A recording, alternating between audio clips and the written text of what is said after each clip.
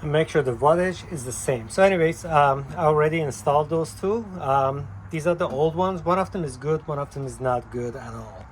So I'm gonna tell you how you can tell which one is good, which one is not. Really looking at it, you don't see much. I mean, nope, nothing here. You can't tell really which one is good or bad unless you use a continuity tester or an ohmmeter. So I put it right here, and I'm gonna go this one here. Oops. All right. Give me a second. Let me put them here. Okay, I did it. It shows 7. So when it's not connected, when I take it off, it's always 1. Now when I push it in, it turns to, oops. All right, I'm not making good contact. There you go. 7. This is the one that's actually good. I tried it on the new ones, exact the same thing. It would show 7 here. Now I'm gonna do this one. Give me a second. Okay, I'm gonna go attach this right here and see nothing happens. So this is bad and this one is good. They kind of look the same.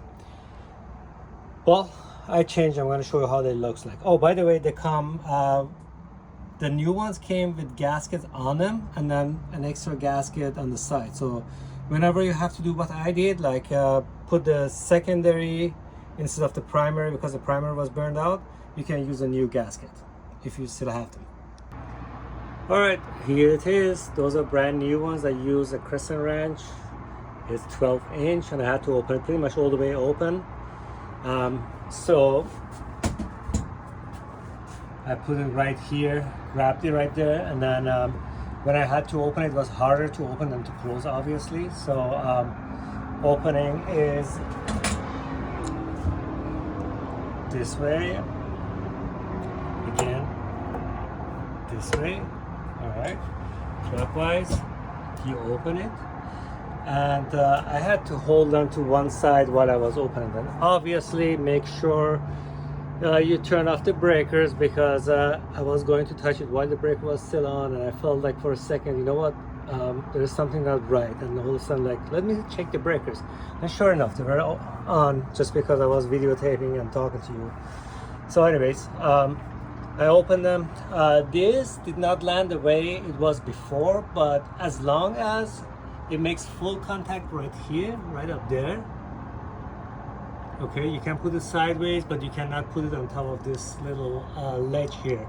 So it has to be either sideways or the other way around. So it's gonna be the contact on the bottom side is full contact. It goes on like this. Also, make sure that these wires do not touch the hot heat exchanger. Obviously, you don't want it to melt.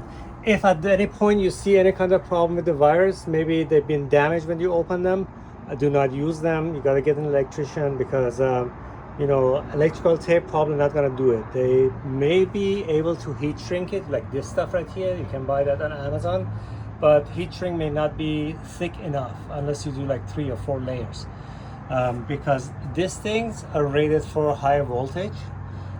This insulation right here, and electrical tape is not. So that's my opinion. Somebody else may say something else. Anyways, it looks fine right now. It's both of them are in. I have to test it. In order to test that, I will have to turn on the electricity first before the water, but I'm gonna dry everything up and then I turn it up. Oh yeah, I did turn on the water just to make sure nothing is leaking. So there is really nothing because I drained everything before I opened it. But I want to make sure nothing's leaking when I go ahead and turn on the electricity on that. So stay tuned. All right, they cleaned up everything with the rag right here. There was nothing here at all. We had a little bit leak at the beginning right there, and a few drops came from here. This one was fine. It looks very dry. If you want, you can use your dryer, you know, hair dryer or something to make sure everything behind it is dry as well. So I didn't see any water anywhere else, especially here. That's where I do not want to see water. Maybe here. I checked to make sure everything is tight, it doesn't move.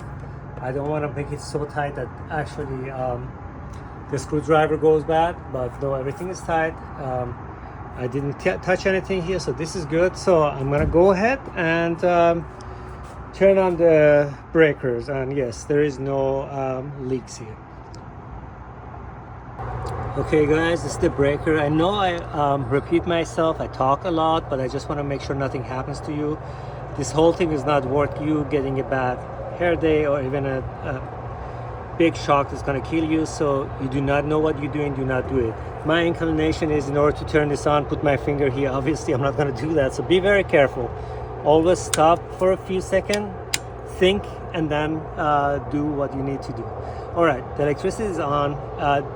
The breakers are not popping. That means there is no short at this time, but we're gonna have to turn it on and see what happens after that.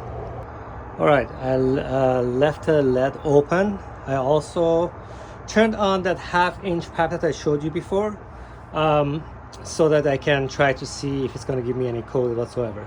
So first I'm gonna push here to see if it's on or off. Okay, no, it was on, I turned it off. So now it's on.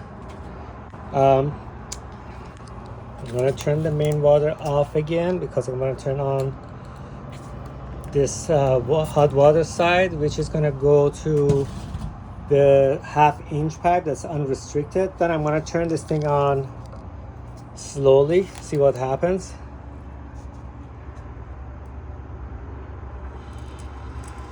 Okay, it's halfway open. I'm going to touch here. It's actually getting really hot. Before it wouldn't do that with one coil. Let's see what happens if I open it all the way. My guess is it's going to give us E5 again. Yep, sure enough, it's way too much water going through. But yeah, it turned off and it cools down just because it gave the code and turned off. It's getting hot again. It's actually getting very hot right now. Okay. Don't do this. There's electricity here, obviously. Don't do this. All right, this worked out. So I'm gonna shut this off. There is no leak.